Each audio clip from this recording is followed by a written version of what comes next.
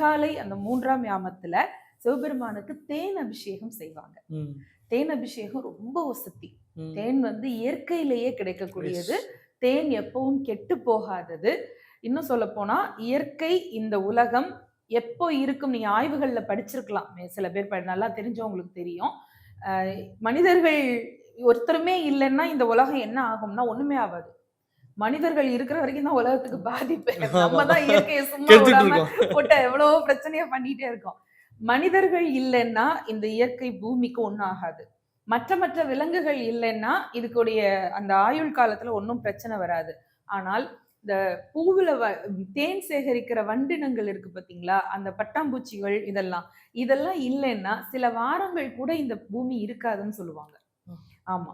ஏன்னா இந்த மகரந்த சேர்க்கை நடக்கிறதுங்கிறது வந்து இதனாலதான். அதனுடைய இந்த பூக்கள்ல இருந்து எடுக்கிற தேன் இருக்கு இல்லையா, அந்த தேன் வந்து ரொம்ப அபரிமிதமான ஒரு விஷயம். ஏன்னா அதனுடைய உழைப்பு அதுல இருக்கு. நீங்க இறைவனுக்கு எதை சமர்ப்பிச்சாலும் நம்ம அன்பும் உழைப்பும் அதுல இருக்கணும். நீங்க கோடி ரூபாய் கொடுத்து செலவு செய்றீங்களாங்கிறது இல்ல. ₹1 உள்ளன்போடு சிவபெருமானுக்கு நம்ம காணிக்கையா கொடுத்தாலும் அது இறைவனுக்கு சந்தோஷம் இல்லையா? அது மாதிரி அந்த தேன் வந்து உழைப்பினுடைய அம்சமா நான் பார்க்கிறது.